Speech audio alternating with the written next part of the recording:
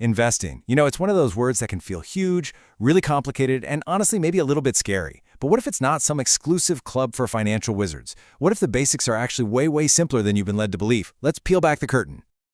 So let's just get right to it. Why does this whole thing feel so complicated? If you've ever felt totally overwhelmed by the idea, trust me, you are so not alone. There are some very real reasons it feels this way, but the good news is they're much easier to get past than you might think. You see, most of us run smack into what I like to call the wall of confusion. It's built brick by brick with a ton of jargon nobody understands, a very real fear of losing our hard-earned money, a storm of confusing advice, and, let's be real, a lot of scams online. And on top of all that, there's just no clear roadmap. It's enough to make anyone just want to throw their hands up and say, forget it. But hang on, let's reframe this for a second. What if investing isn't some high-stakes, complicated game that you have to be a genius to win? What if it's just a tool, a simple tool that actually anyone can learn to use to build a better financial future? And that's exactly what we're going to talk about today. Okay, so it all starts with understanding two fundamental forces that are acting on your money right now, whether you're investing or not. Seriously, one is working against you, and the other can become your greatest ally. First up, let's meet the silent enemy, inflation. Put simply, this is why that cup of coffee that cost you $2 10 years ago now costs $4. It's this slow, quiet, steady force that secretly eats away at the value of the money you've got saved up.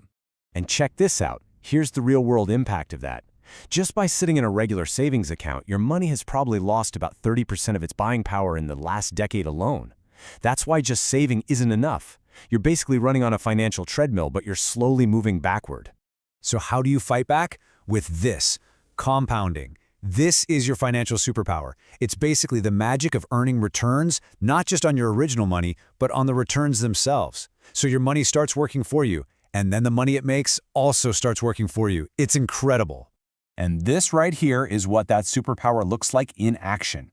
In the beginning, the growth seems kind of small, almost unnoticeable. You might even think, is this working? But as the years roll on, it starts to curve up and up and up, creating this unstoppable snowball of wealth. That curve right there, that's the goal. Okay, so you get the why. Now let's talk about the what. And here's the great news. You don't need to be an expert. For a beginner, it really just boils down to understanding two main options. That's it. First, you've got stocks. Buying a stock is pretty straightforward. You are literally buying a tiny, tiny piece of a single company. If that company does well, your piece becomes more valuable. If it does poorly, well, it goes down. It's a direct bet on one specific business. And then you've got these things called ETFs, or exchange-traded funds. The easiest way to think about an ETF is like a basket. So instead of buying just one apple, one company, you're buying a whole basket that has little tiny slices of hundreds, sometimes thousands of different companies all bundled together. One really common ETF, for example, just holds a tiny piece of the 500 biggest companies in the US.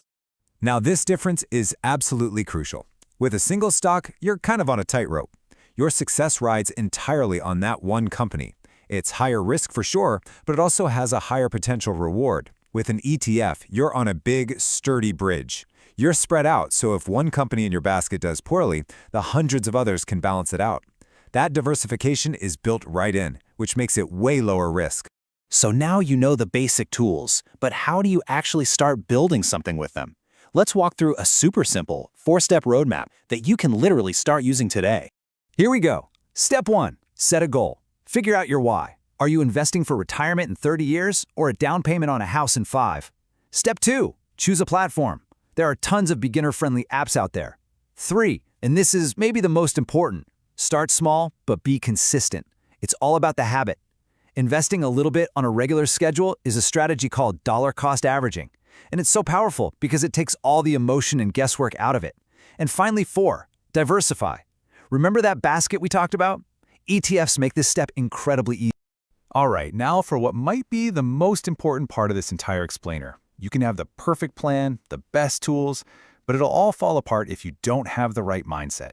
Because the biggest risks in investing, they often come from right inside our own heads. These are the emotional traps.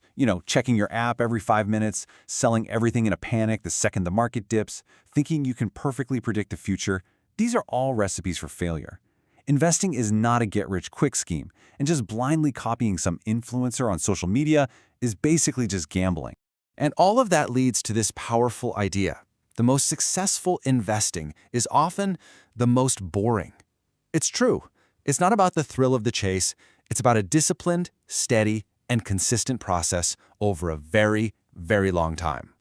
So what really drives wealth in the long run?